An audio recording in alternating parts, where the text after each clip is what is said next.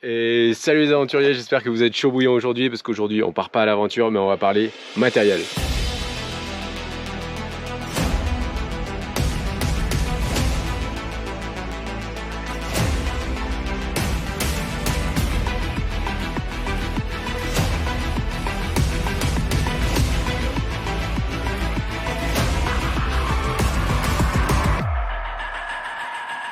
Donc, si vous vous préparez à un GR10 ou un HRP ou tout simplement si vous êtes curieux du matériel, eh ben vous êtes les bienvenus, cette vidéo est faite pour vous. Et oui, parce que ma grande traversée des Pyrénées en solitaire, c'était il y a bientôt 2 ans.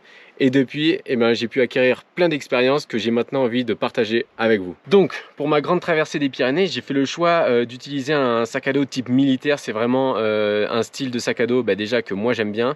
Et aussi, ça va être des sacs à dos vraiment très résistants. J'ai utilisé un sac à dos de la marque Zavota, précisément le modèle Yakari en taille M. Mais en fait, le problème avec ce sac à dos, c'est qu'il était trop petit. C'était un 30 litres et du coup, c'est pas forcément un sac à dos qui va être adapté pour de la grande randonnée en autonomie.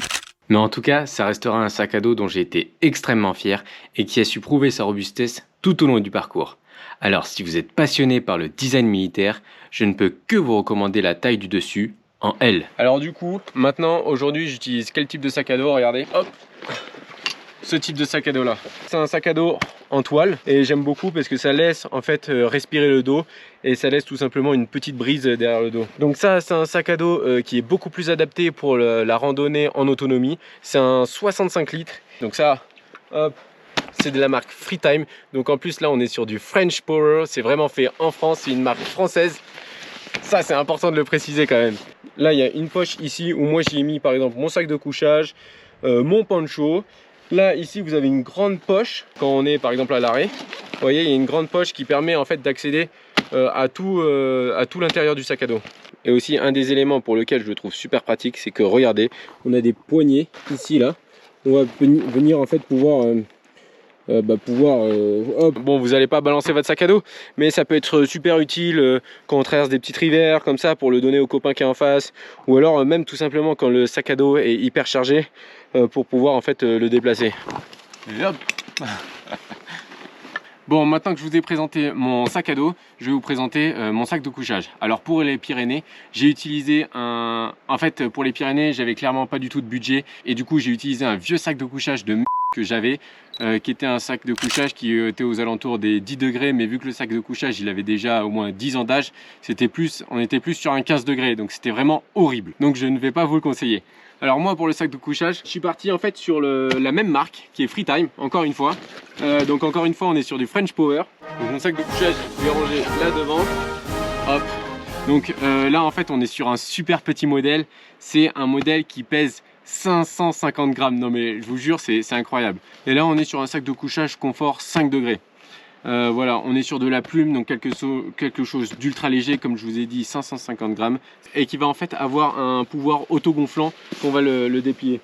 Si vous êtes dans les Pyrénées, que vous dormez en refuge, en cabane ou en tente, ça va suffire. Moi par exemple, hier soir, j'ai dormi avec dans une petite cabane, j'étais en caleçon à l'intérieur.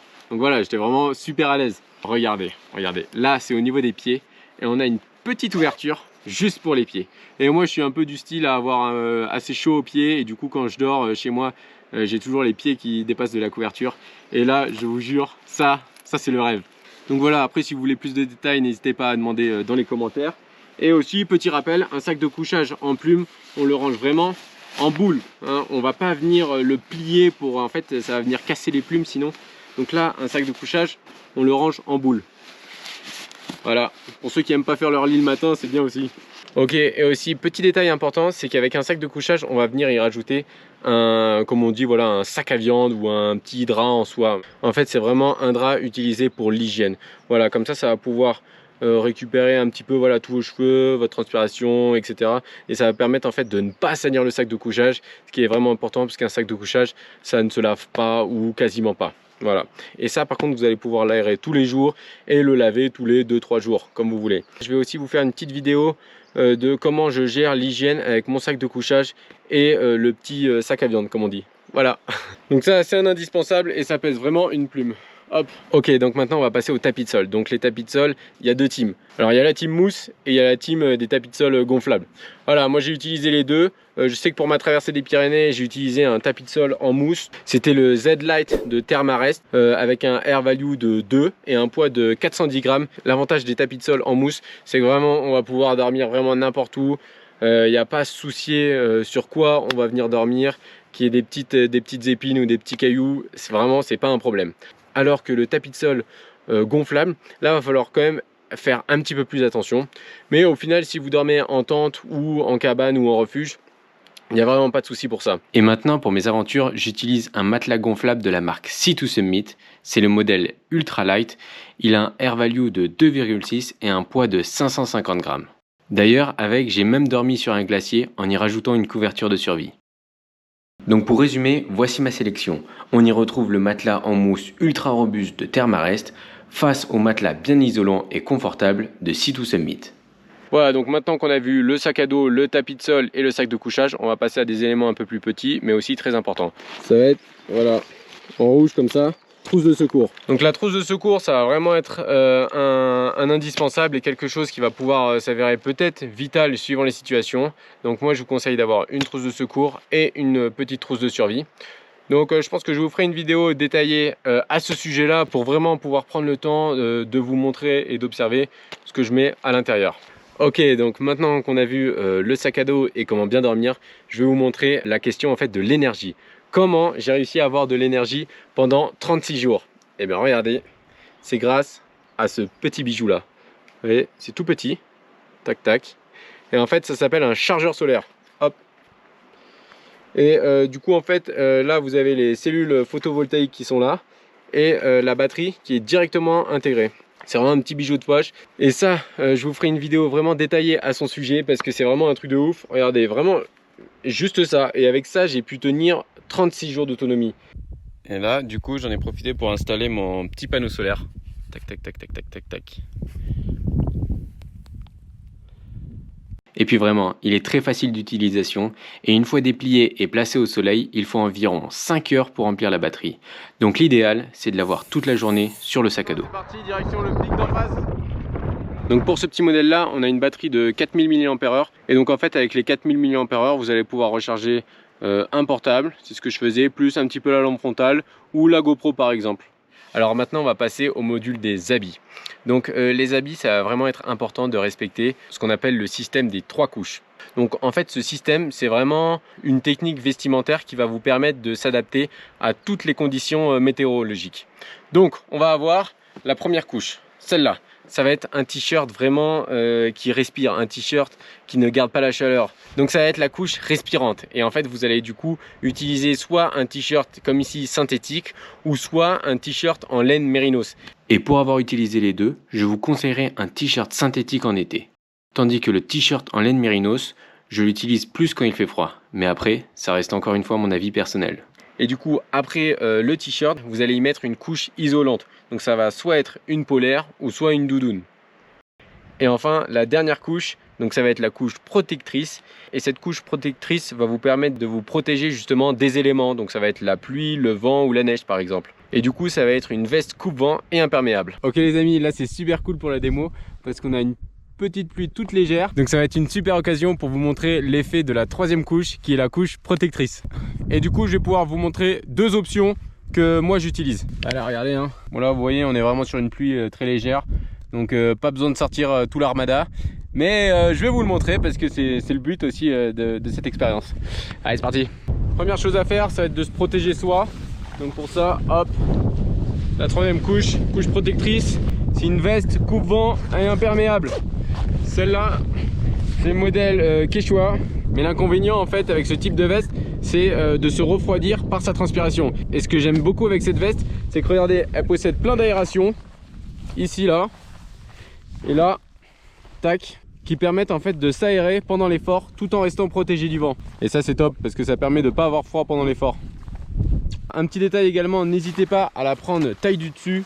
Moi je l'ai prise en taille L alors que je fais du M. Et comme ça me permet de pouvoir mettre une polaire ou une doudoune en dessous. Bon, au final j'ai vraiment la haine parce que Le nuage de pluie est dévié par là-bas. Donc on n'aura pas de pluie pour la démo, mais bon, c'est pas grave. Donc une fois que vous êtes protégé des éléments, il va falloir protéger votre sac à dos face à la pluie. Et pour ça, hop, sortez ici, il y a une petite poche secrète et vous avez une housse de pluie.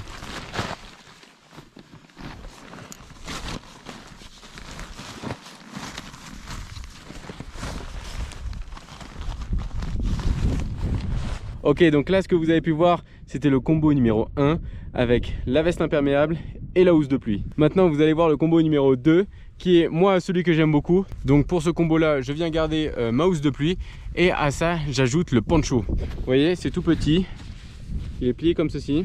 Je le place en général dans ma poche en bas du sac à dos. Hop, on vient chercher la capuche. Ça pareil, c'est de la marque Zavota, donc la même marque que le sac à dos militaire que j'ai utilisé. Ça c'est un très bon poncho imperméable et surtout avec une matière très robuste. Et regardez, hop, on vient l'enfiler, c'est hyper rapide. Donc là je viens, hop, je viens y mettre les bras, tac, et ça je le jette derrière moi et hop, et voilà, le tour est joué. Bon voilà, j'ai l'air d'un gros débile avec mon poncho en plein soleil, mais au moins voilà, vous voyez que mon sac à dos est entièrement recouvert. L'avantage du poncho, c'est que le corps en entier est protégé de la pluie, mais on va pas être à l'abri en fait de sa transpiration. Et c'est ça, la transpiration qui va faire de la condensation en fait à l'intérieur du poncho, va nous mouiller. Donc c'est pour ça que par exemple, je suis en t-shirt sous le poncho. Et du coup, j'ai quand même protégé mon sac à dos avec la housse de pluie pour tout simplement éviter que le sac à dos soit mouillé par effet de capillarité, c'est-à-dire en fait l'eau qui remonte. Donc ça c'est le poncho de la marque Zavota. C'est un super poncho que j'ai vraiment adoré, que j'ai utilisé pendant ma traversée des Pyrénées et qui m'a bien servi. 22e jour qui démarre sous la pluie. La visibilité c'est pas top et je crois que c'est comme ça toute la journée.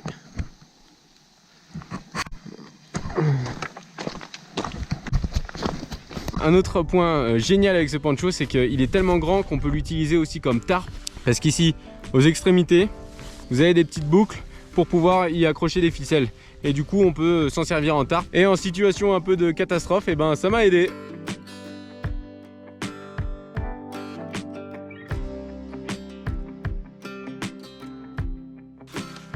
Et voilà.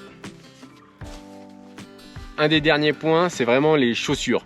Alors ici aussi, comme les sacs de couchage et comme les tapis de sol, il y a deux teams. Alors il y a la team chaussures hautes et chaussures basses. Moi je suis très bien placé pour vous en parler parce que faut savoir que j'ai commencé ma traversée des Pyrénées en ayant des chaussures hautes, donc c'est-à-dire des chaussures montantes au-dessus des chevilles. Et malheureusement j'ai fait une connerie, bref, et mes chaussures ont brûlé. Et du coup je suis allé jusqu'à un petit village à pied et j'ai racheté une paire de chaussures. Et cette fois-ci j'ai voulu prendre des chaussures basses parce que voilà, on m'avait dit un petit peu, voilà, quand tu es un peu plus expérimenté, tout ça, tu peux te lancer vers des chaussures basses. Et ben je vous jure, ça a été vraiment une erreur que j'ai regrettée parce que les chaussures basses, je trouve, hein, vraiment c'est mon avis personnel, je trouve qu'elles sont vraiment pas du tout adaptées pour une marche avec un sac à dos et du coup une marche avec du poids. J'ai vraiment eu peur de perdre mes chevilles à ce moment-là. Je me suis vraiment souvent cassé la figure et ça a été vraiment un choix que j'ai regretté. Bon, normalement j'arrive bientôt à la cabane là. Je vois rien du tout, j'espère que c'est pas très loin. Oh, mais je me pète tout le temps la gueule. Oh, ma cheville. Oh. Ah, c'est la deuxième fois là, ça m'est encore arrivé il y a genre 200 mètres. Ah le con, putain. Ah, on voit rien. Et voilà, du coup moi maintenant j'ai toujours des chaussures montantes qui vont venir protéger la cheville. En parlant du maintien de cheville, etc., il y a un élément qui est hyper important. Ça va être les bâtons. Voilà, alors je vous jure, moi quand j'ai commencé ma traversée des Pyrénées, j'avais aucun bâton. Et en fait moi je pensais vraiment que c'était un truc pour les vieux. Et au bout peut-être du 3e, 4e jour, je sais pas, je voyais beaucoup de randonneurs avec des bâtons. Et je me suis dit mais attends, mais pourquoi il y a des jeunes aussi qui ont des bâtons? Et je leur ai demandé et en fait ils m'ont vraiment expliqué pourquoi ils utilisaient des bâtons. Et du coup à ce moment là je me suis coupé 2 branches de noisetier et je me suis fait des bâtons pour le reste de ma traversée. Mais maintenant j'utilise des super bâtons comme ça. Alors c'est de la marque, hop, ici, j'arrive jamais à la lire cette marque. C'est Cramperdale. Vous allez peut-être hésiter à acheter des bâtons à 20 €, quelque chose comme ça. Mais en fait, c'est des bâtons vraiment fragiles. Et moi, je suis vraiment content d'avoir acheté ces bâtons-là qui sont quand même, je l'avoue, un petit peu chers. Mais au moins, vous voyez, ça dure. Au bout, hop. Au bout ici en fait on a des pointes en titane et je pensais vraiment qu'à la première utilisation ça allait être explosé, mais au final pas du tout. Je suis vraiment parti partout avec ces bâtons là et je suis vraiment étonné et vraiment très fier d'eux qu'ils tiennent toujours la route. Donc vraiment ça c'est encore un produit comme le photon ou le sac de couchage, c'est encore un produit que je recommande à 100%. Tous les produits que je vous présente, c'est vraiment quelque chose qui m'a pris du temps et de l'expérience, des échecs pour acquérir et rassembler en fait tout ce matériel qui est vraiment adapté. Donc n'oubliez pas le petit pouce bleu hein, si ça vous a aidé. Ça fait du bien. Alors l'eau dans les Pyrénées c'est vraiment un sujet très délicat et en fait l'eau tout court c'est un sujet très délicat que je ne vais pas aborder en entier dans cette vidéo. Mais pour faire simple, pendant ma traversée des Pyrénées j'avais 2 gourdes, une gourde avec un filtre et celle-là d'ailleurs voilà. C'est la même, elle est super. Et puis donc voilà, vous pouvez soit utiliser un filtre ou alors de temps en temps aussi j'ai pu tester des pastilles de chlore. Voilà, ça dépend vraiment de là où vous êtes, si vous connaissez ou pas le terrain et puis si vous avez confiance aussi en l'eau. Moi je vous conseille vraiment de prendre votre eau toujours au niveau de la source parce que regardez par exemple ce qui peut arriver. Là vous avez une grosse carcasse de cheval qui est vraiment, vous voyez, la source démarre ici, elle est vraiment en plein dedans hein, quoi. Il a pas pu se mettre ici, non, il s'est mis là, ici. Et donc après vous avoir montré cette magnifique carcasse de cheval, sans transition, voici la serviette de bain que j'utilise. Elle est très légère et en microfibre. Et le savon, c'est du savon d'Alep. Il est fait à base de produits naturels et non polluants. Quant au module de la cuisine, avant j'utilisais un réchaud avec une casserole, mais maintenant j'ai opté pour un Jetboil qui a littéralement changé ma vie. Et voilà, donc je pense qu'on va s'arrêter ici pour la présentation du matériel. Je vous ai présenté le matériel que j'ai pu utiliser dans les Pyrénées, mais aussi le matériel que j'aimerais réutiliser si je devais faire une traversée des Pyrénées. Donc voilà, n'hésitez pas à me faire un retour dans les commentaires, j'adore ça. Si c'est du matériel que vous comptez acheter ou si c'est du matériel que vous avez déjà, ou si tout simplement en fait vous avez d'autres choix de matériel et d'autres options. Voilà, n'hésitez pas à me faire ce partage là. Allez, à plus!